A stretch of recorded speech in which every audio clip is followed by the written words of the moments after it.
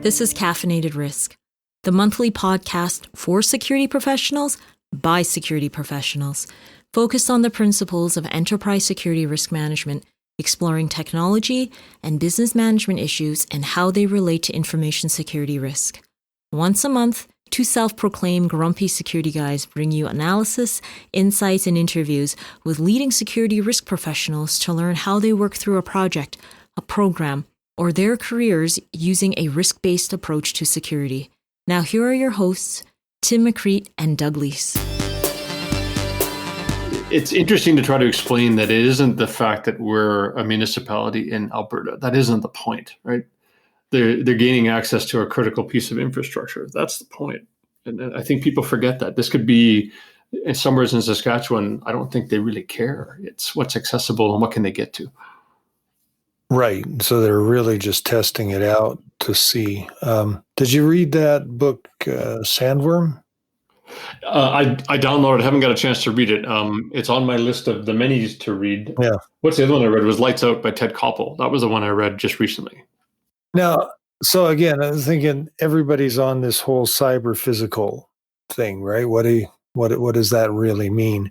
You can do something, but what can you really do? And I think maybe it's more of a scary thing, and maybe that's the whole thing with terrorism anyway. Maybe it's all about scaring.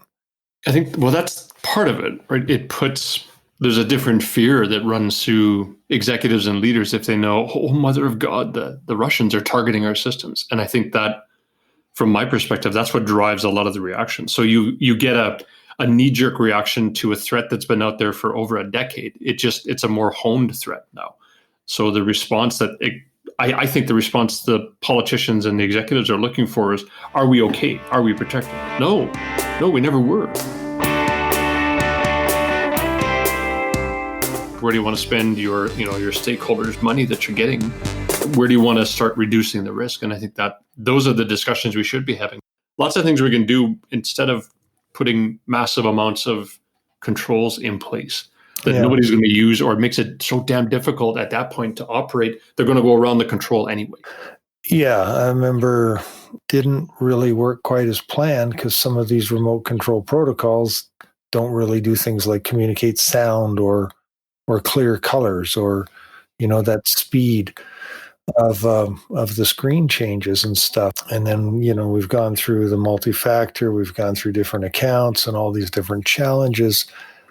And in the end, are we making the business better or worse, right? But I think there's a cost balance that we got to look at too, because, sending somebody remote, especially when it comes to things like tech support and that, I just don't see the point of flying somebody halfway across the world so that he can type things into a computer. Yep, agreed. And no executive in the right mind is going to grant that kind of expense just so that I can, to your point, I'm just going to fly a guy out and he's going to spend half an hour on site. You got to be kidding me. That's the first question I'd be asking is what other control have you got? How else can I get to it remotely? There has to be a different way to at least solve the same problem, right? How would an attack occur? But then we really got to sit back with the people that run whatever your organization is, like, give me 3 things that would be the worst things that could happen here. I guarantee one of them is going to say somebody got phished and, it was like... No. And that's the whole premise of ESRM is to your point, what if I sit down with the executives and ask them, what do you need to run every day? Like if the building is not available, are you okay? And we've proven in COVID, we are. Yeah. But if the system that I need to ensure the water quality is being tested every 15 minutes is down, is that okay? No, that's not awesome. let's start with that one. Or, and my favorite is, well, we got to have email. Do you really? Because Really? do you really need email? Because it's costly to maintain, 5 nines for availability. Okay, well, as long as Teams is up running, awesome. That's a separate channel, back channel I can run on the internet without our network. Cool, we're good. Can you phone somebody? Yeah, I could do that too. Okay, great. Let's go to the next asset. And you're right, It's a collaborative session, but when you ask the business questions first, then you figure out what assets support that business thing. Now you can start digging, because otherwise, Doug, you nailed it. Like someone saying, well, if I send a phishing email and you click on it, is that bad for the network? Doesn't mean it's bad for your network. What it did mean is your phish program worked really well and you caught some folks. Yeah. I would rather look at how can I protect that system that tests water quality every 15 minutes and automatically adjust the chemicals to ensure the pH balance in the water stays the same. That's the one I want to start with.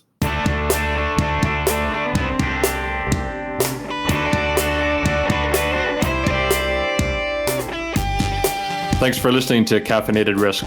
Next time on the show, we're speaking to Rochelle Lawyer, one of the co-authors of the series of books we're looking at in this podcast series on enterprise security risk management. Thanks so much.